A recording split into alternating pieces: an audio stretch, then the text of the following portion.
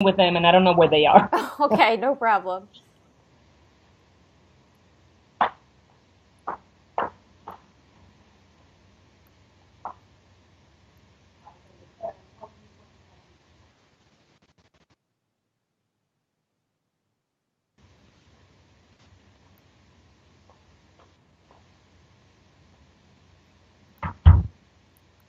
Found them.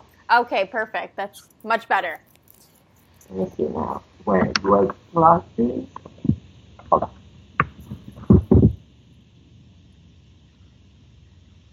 Can you hear me now? Yep, sure can. Better? Yep, perfect. Okay, great. Okay, so basically, what I'll do is I'll just read a short intro about you based on the bio that you sent me and some of the work of yours that I've read. And then we can just kind of get right into the interview. I think, just kind of a free flowing conversation. I do a little bit of editing on the back end, but, I just want you to feel free to take as much time as you need for answers. We're not like under a time crunch or anything. Okay, great. Okay, cool. I'm a little bit nervous because my English sometimes, under pressure, I get kind of stuck. So, yeah, please bear with me. Oh my gosh, totally fine. And if you like feel like you messed something up and want to start a sentence over, don't worry about that. I can definitely edit on the back end, so I can understand you fine, obviously. So don't worry about it. Great, great. Okay. Um, oh, and is your last name pronounced Kisslinger? Is that right? Yeah, that's okay. Okay. Luisa Kisslinger has an incredible background in activism and diplomacy.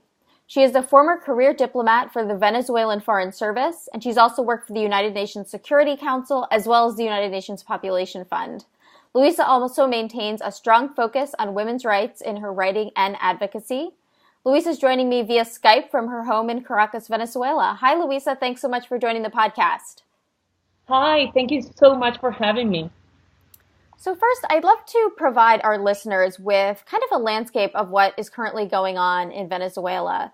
The former UN ambassador, Samantha Power, tweeted recently about this. She said, "What's happening in Venezuela is flying under the radar in the US, but it is incredibly serious."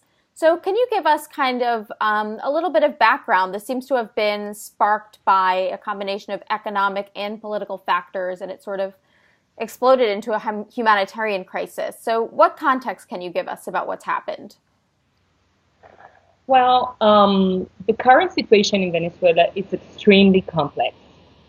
And when I say complex, I'm simplifying it a great deal because it's like a circus with different, the round things where different things are happening in a circus. Well, this Mm-hmm. is this is what is happening in Venezuela. I mean, so many things are happening at the same time, and if you look at what's going on in the health sector or in the food industry or political prisoners, I mean, there's so many things going on that it makes it all the more complex. So basically, what is happening is that Venezuela is going through an extremely difficult economic crisis, um, a crisis that this country has never seen before. The IMF just um, stated that possibly for this year, for 2018, we might expect 13,000% inflation rate. That's the forecast. And some economists here at home consider that to be conservative. So the why we reach this point, it has to be explained through the policies that the government of Hugo Chavez that started in the 2000s, approximately between 2004 2006, but more strongly between 2006 and 2008. The government started a policy of taking over um, different industries, including agriculture, food production, and this is very much ideologically aligned with the socialist state that he thought he was going to implement in the country. So just to simplify it, the idea was that whatever is produced here in Venezuela will have to be in the hands of the state. Just an example, for instance, if you want to drink a glass of milk, the idea was, and it still is, I should add, the idea is that the government will be the owner and will control and administrate not only the cow, but also the grass that the cow is going to eat, the factory where the milk is going to be processed, the car or the vehicle in which the milk is going to be transported to the vendors. I mean, throughout the change of production of goods in Venezuela, the state will have its hand, because I mean there is this idea that in the hands of the state, centrally planned economy, it is a socialism more similar to the Soviet Union than to the modern socialist states in Eastern Europe and Western Europe today. So the idea was that the state will have its hand throughout the process. Right. And that's very different from, say, another country where, you know, you mentioned the grass, that would be dealt with by one company, and then the milk production would be dealt with by another company. So you can see how if one thing goes wrong in this kind of system, the entire system could break down. Exactly. And there is competition. Right. Because whoever does it best can, you know, compete and have that responsibility or that job and create, you know, simultaneously create other jobs and will benefit the communities where this is happening. Right. So here, the state wouldn't have competition. So, no, it's okay. Sorry. You mentioned that the IMF had predicted potentially 13,000% inflation this year. And I'm just wondering, from the perspective of people living in Venezuela, what does that mean for when they go out and need to buy something or need to obtain cash? What does 13,000% inflation mean for people's daily lives? It means that whatever you can buy today, you probably won't be able to buy maybe in 2 weeks or 3 weeks' time. And that's why you're seeing a lot of people go hungry. I mean, that's the stark reality of it. I mean, these policies that these policies that I'm telling you about, that the government took all these enterprises and these industries and food production, for instance. Last year, 30% of the food that we consume was produced locally, which is extremely worrisome for a country that used to be self-sufficient in many aspects. For instance, in rice, we used to be self-sufficient. So now the production covers only 30%. Now the forecast for this year is 18%. And if to that you add that the cost of production keeps rising and salaries are not moving at the same rate, so the result is inevitably the people just can't buy anything with the money that they're earning from their salaries. The wages that they're receiving are not enough to buy the little food, because that's the other aspect of it, the little food that is there. And to that, there is another level, that the government has control prices. So many producers of food and other, not only food, but other stuff, they decide to go out of the market, because if you have to produce a good below the price of production, you have to basically lose money producing that good to sell it to a price, you know, that is not commensurate with the amount of money that costs you producing it. I'm not sure I'm making sense, because I'm not an economist. I'm not a trained economist, at least. But the thing is that has caused many small businesses and even big industries to close down, because you can't produce at a loss. I mean, the logic of enterprise is, well, you know, I want to make a profit. I mean, Right. and to make a profit, to also create jobs and to create benefits around the communities and the people who are around that that business. So Right. that's partly the problem. We have seen there is a survey that has been conducted now for three years in a row by the three main private universities in Venezuela. Well, one is a public university, and two other private universities, and they have found that the average Venezuelan has lost between 8 and 9 kilos. That's probably, I don't know, 18 pounds Wow. over the last year on average. I Yeah. mean, And that speaks of the level of the crisis in which people have no access to food in a way which is in which it is sufficient and stable.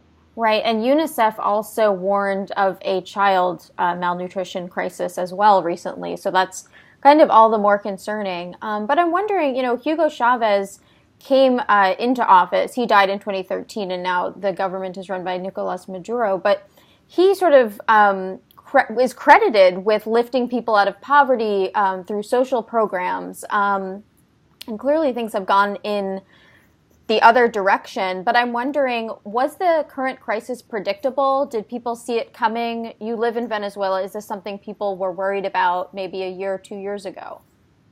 Oh, definitely. We've been warning, the civil society organizations have been warning about this probably for the past 4 years.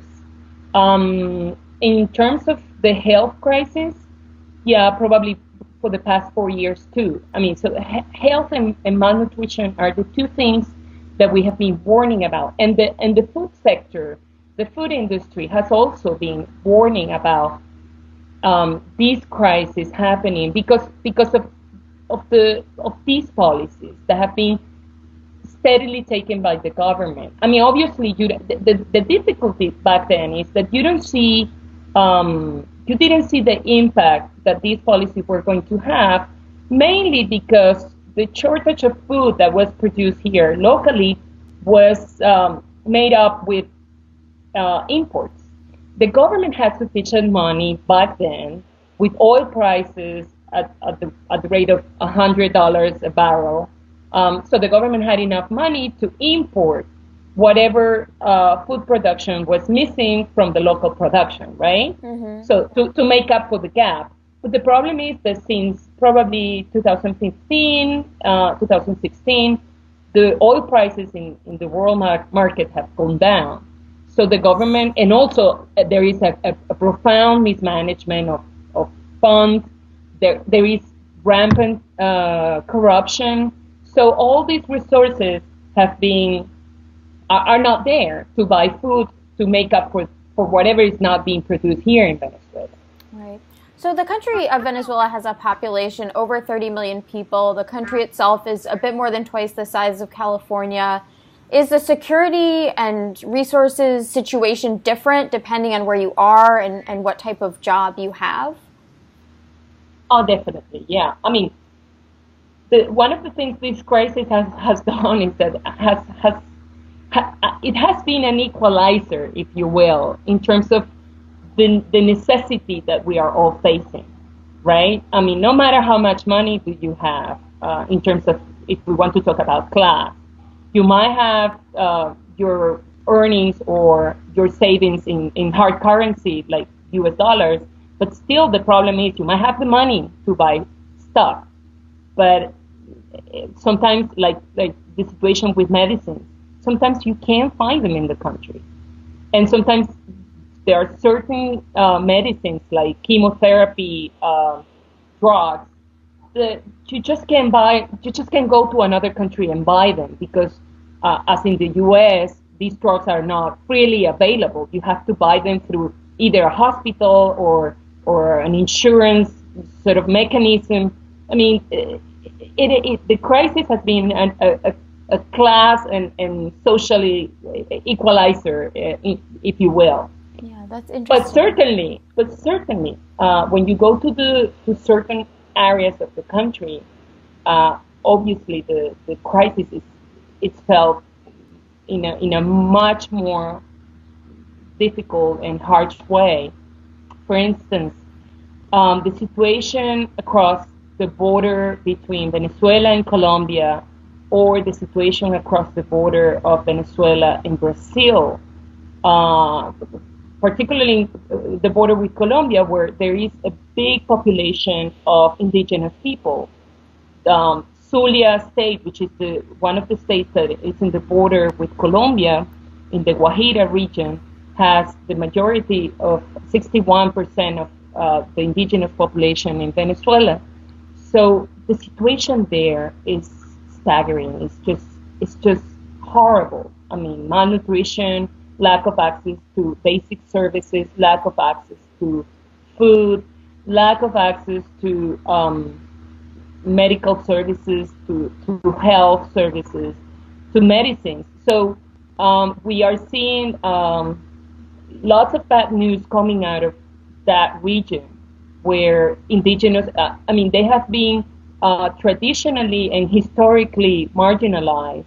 This government promised, and that was one of the platforms that this government came back in 1998, that its platform was one of the just social justice, including those vulnerable groups and marginalized groups. But unfortunately, the case of indigenous groups in Venezuela is terrible. Right. And the government is not doing anything to stop this death caused by malnutrition or caused by lack of access to medicines. For instance, we have the Waraos. It's an indigenous group that has been affected by HIV, and they are crossing the border to Brazil in order to get treatment, because treatment is not available in Venezuela. Right. What is the sort of attitude towards the refugees coming into Brazil and into Colombia? Are they being received by the local communities there? Are they being welcomed, or is there backlash about people coming across the border? This process has been very silent and progressive of people crossing the border. At the beginning, when people cross the border, let's say to Brazil, these are very dynamic border areas. That the one in Brazil, in the south of the country, and the one in between Venezuela and Colombia. So it wasn't a cause of concern to see people going in and out, particularly going into Brazil or Colombia to buy food or to look for medicines. At the beginning, it wasn't a cause for alarm, but it's now becoming more and more difficult because the sheer number of people crossing every day is just too much.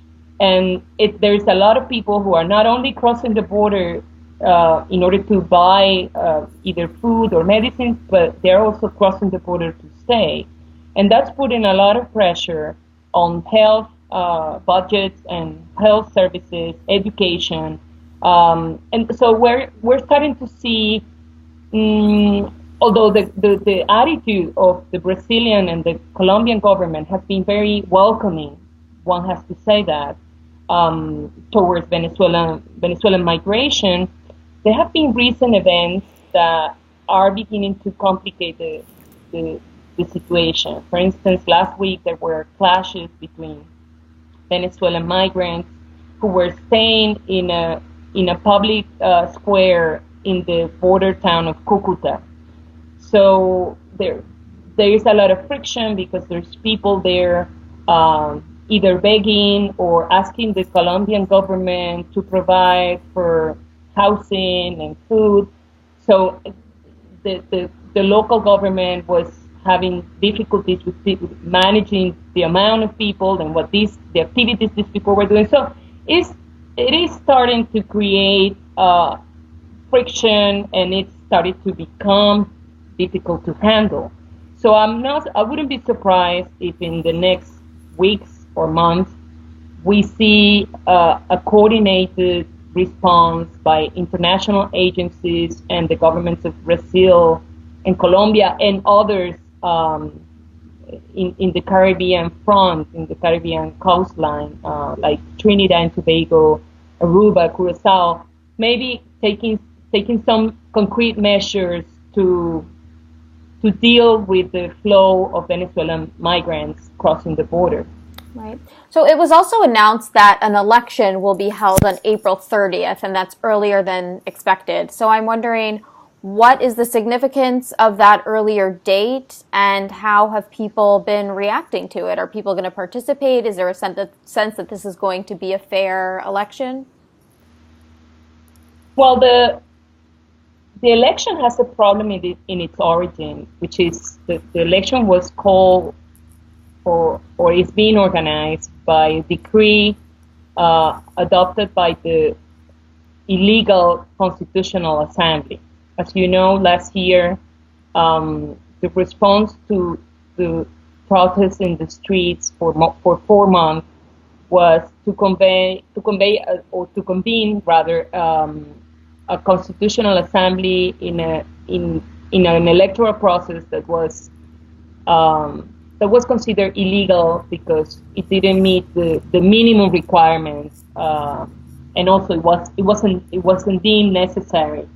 But the Constituent Assembly was elected. It is now functioning, and they are calling for elections. So it's a big dilemma for civil society organizations, for political parties, because there are two distinct views in this, and the Venezuelan public opinion is sort of divided into two big categories.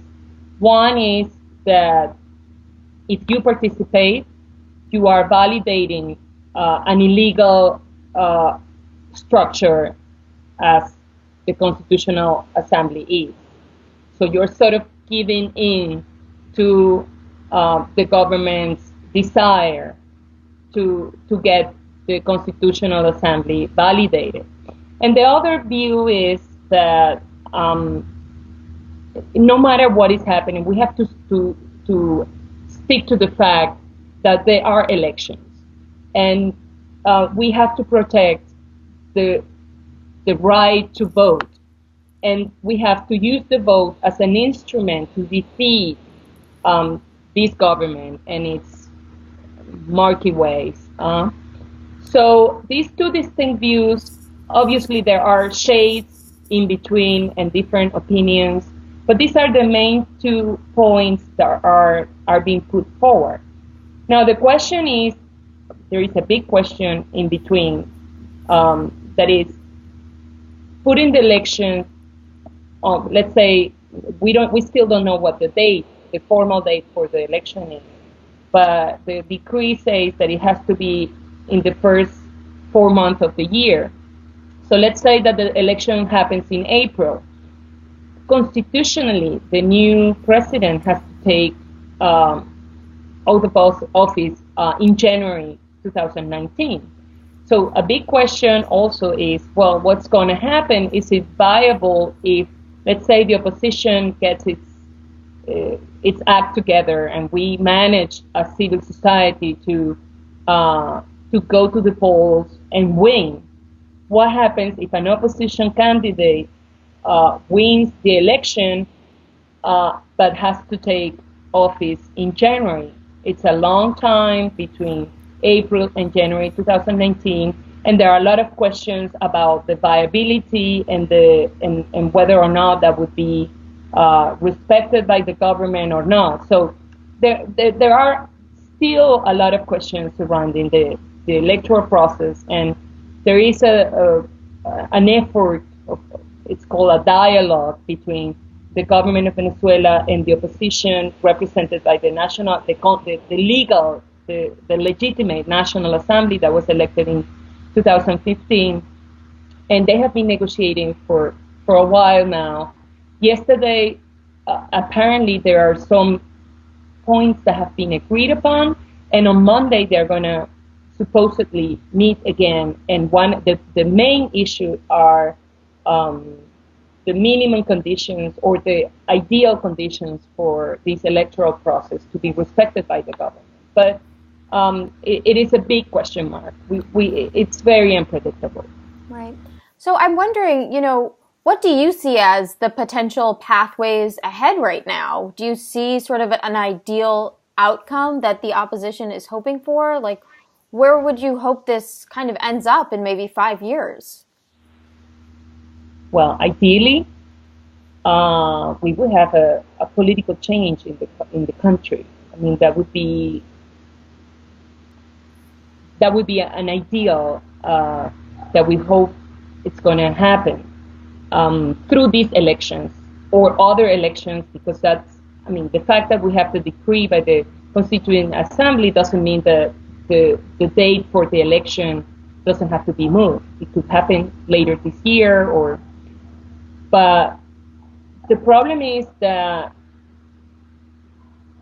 the government has been very efficient in trying to use democracy's mechanisms to sort of void them of content.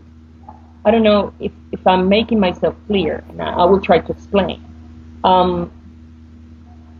Throughout the years since Chavez came to power, I dare to say that we have been going to the polls almost every year. So they rely on electoral processes, on elections, to say that they are legitimate, that they are democratic, when the fact, for instance, the last elections last year, it was known that some kind of fraud was committed. So in a way, they have been very efficient in using these mechanisms to the point in which people, at some point, they thought, well, I'm going to vote because this is the way in which I'm going to get rid of, or I'm going to see a political change, the political change I want to see. But it has come to a point, and particularly after the Constituent Assembly last year and the regional and local elections that happened in the last trimester of last year, people became very disappointed and very skeptical about the vote, about voting. So now what is happening is that even if we have this election, a lot of people are deciding not to participate because they feel that this government is never going to leave office through the vote. So there are people who are asking for a humanitarian intervention, a military action. When President Trump made those remarks last year, a lot of people felt validated. So part of the problem that I see that if we don't rescue the voting, the act of voting as a mechanism, as an instrument, as a tool for promoting democracy and for provoking a political change, we might not be able to see that change that we hope for, and the government might just stay in power for maybe another 5 or 6 years. Yeah. That's actually quite frightening to think that, individuals could lose faith in voting and the democratic process as a result of what's been going on. Yeah, and it's a big issue. It's an issue that civil society organizations are very concerned about.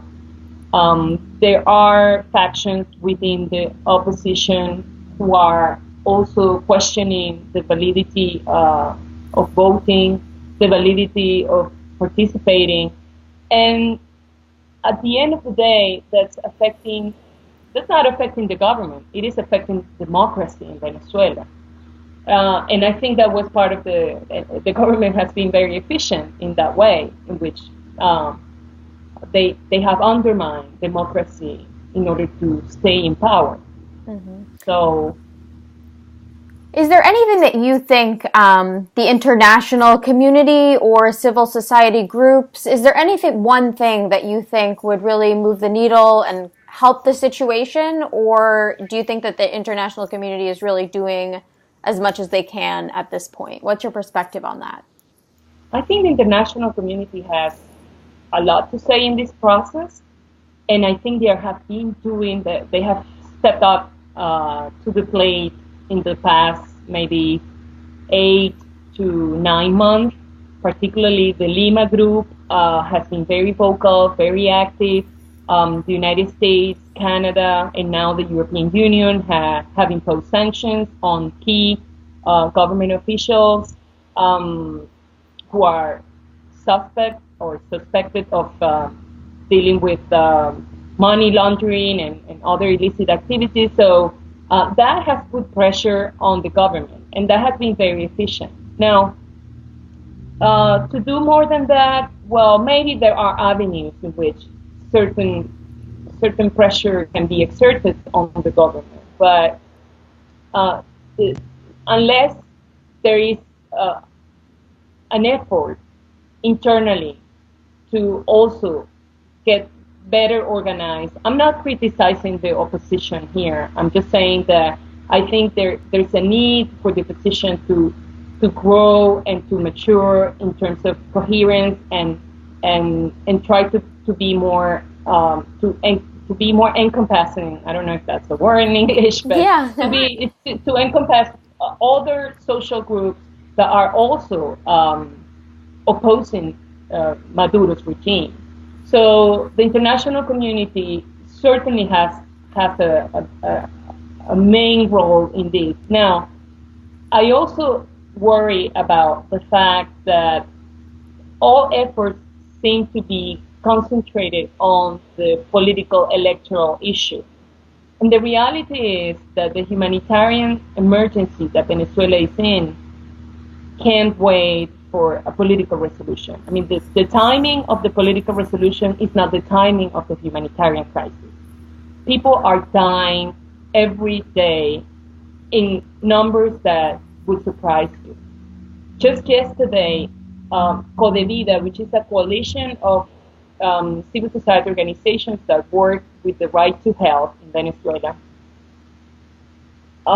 informed that 16,000 people are at risk of death because dialysis programs have closed for lack of medicines or medical supplies to operate.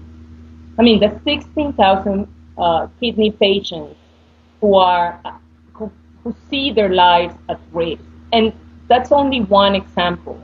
People with kidney transplants can't find the medicine because these are medications that are extremely expensive, and through the state, there are mechanisms to provide these to patients, but the state simply stopped buying these medications for these patients. So now they are at risk of death or losing their transplant, their organ. Yeah. And the same goes with HIV patients. They have no access to antiretroviral drugs because there's none in the country. Things like malaria, like diphtheria have reappeared. The hospitals are not well equipped to deal with these cases. There is no treatment for malaria. I mean, the list goes on and on and on and on. Not to mention that this has also a strong impact on women's lives. In 1 year, only in 1 year, maternal mortality increased in 66%. And that means that pregnant women who are, in theory, a population that is healthy, because we can't see pregnancy as a disease, right? Right. These are healthy people who go to a hospital in search of medical attention. So if 60%, if the rate is increasing 66%, that means that the health system is not providing the minimum needed even to assist healthy patients like pregnant women. Right. So it is a big concern to think that we are, or the international community is focusing only, which is, I'm not saying that it's wrong. It is good that the international community is paying attention to the crisis in Venezuela, is trying um, to push for a political change, for a political solution, but we are seeing with great concern that one of the things that seems to be tied to the political resolution is the humanitarian emergency, and whether or not the government is going to allow humanitarian assistance to enter the country. Yeah, that's a really important point. I think that, the political solution may take much longer, but that's no reason or excuse to not focus on the people that are affected every day by this. And there are things that can be done to help those people. So this is something we're definitely going to be following very closely as the election approaches and that sort of unfolds. But I want to thank you so much for joining the podcast and sharing all of your experiences and amazing expertise on the country and this topic. Thank you, and thank you for having me and for paying attention to the situation in Venezuela. Thank you so much. All right, Luisa, that was so great. Thank you so much. Oh, thank you. I'm sorry. No, for some reason I was expecting to talk about women all the way through, and I was a little, hesitant sometimes speaking, but I hope I made my points clear. Oh, you definitely did, and I think just drawing attention to a really important issue, and I learned so much, and I feel like I had done a lot of research coming into it, so I think this is going to be a great one for our listeners. Oh, great. Thank you so much. Let me know when you I don't know how. I think it'll be posted on Monday, and I'll send you the link once it's up. Okay, great. Thanks so much. Have a great day. Thank you so much. You too. Bye-bye. Bye-bye.